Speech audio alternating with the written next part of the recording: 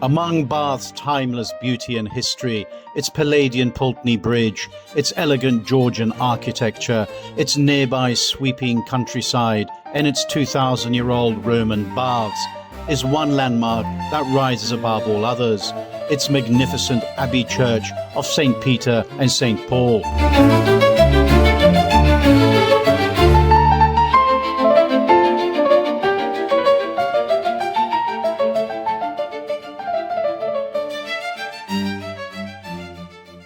Join me, Gregory Slice, on a journey of discovery here at the history scene, as I explore 2,000 years of Western Christendom.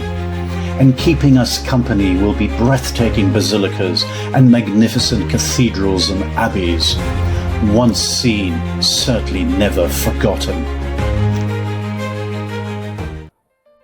Well, behind me is Bath Abbey, a stunning Gothic church at the heart of Bath here in Western England. It originates from the 7th century, although it was rebuilt several times since, and it wasn't completed until the early part of the 17th century.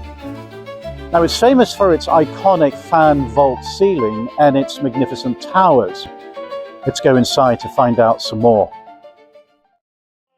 Bath Abbey was originally dedicated to St. Peter as a Saxon convent in the 7th century, becoming a Benedictine monastery in the 10th and a cathedral in the 11th.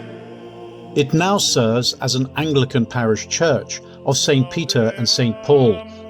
The building we see today was mainly constructed between 1499 and 1616 in the Perpendicular Gothic style.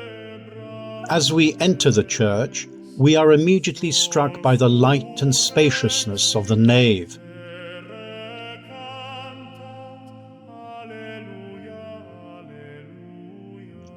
To the right, by the altar, is the chantry chapel built by Prior William Byrd in the early 16th century as a place of prayer for souls. Just to the right of the chapel are some of the Abbey's most beautiful stained glass windows, most notably the south transept window that depicts key moments in the life of Jesus Christ.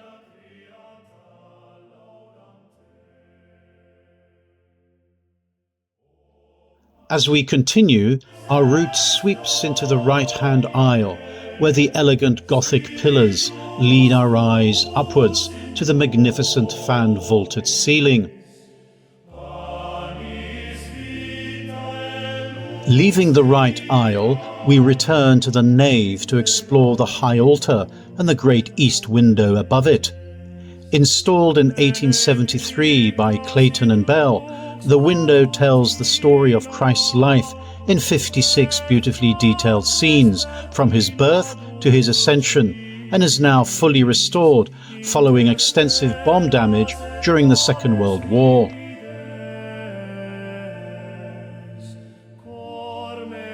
Turning to the west end of the church, the great west window above the entrance illustrates scenes from the first 5 books of the Bible, while above it, the Abbey's celebrated fan-vaulted ceiling can be seen in all its glory, covering the entire central nave. Begun by the King's master masons in the early 1500s and completed during the Victorian Restoration, its elegant stone ribs open like giant fans, creating one of England's finest examples of Perpendicular Gothic craftsmanship and drawing the eye and the spirit heavenwards. Bath Abbey contains relatively few grand medieval tombs, but it is rich in memorials. Beneath our feet are hundreds of ledger stones marking the graves of former worshippers, while the walls are lined with impressive monuments to local families, clergy, military officers, physicians, and wealthy visitors from Bath's Georgian era. One of the finest tombs is that of the Waller family, dating from 1633, which features Sir William Waller, his wife Jane, and their children. The damage to the face of Sir William, made by royalist soldiers during the civil wars, because Waller was a leading parliamentarian general, can still be seen.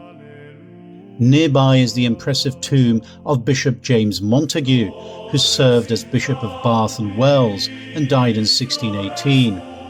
His richly carved monument reflects his high status in both the church and the court of King James I.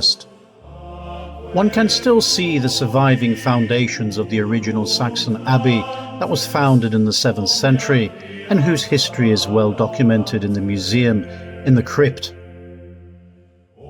Bath Abbey's striking west front is unique in England, with angels climbing stone ladders inspired by Jacob's dream in the book of Genesis, symbolizing the connection between heaven and earth as visitors are welcomed to this sacred and historic place.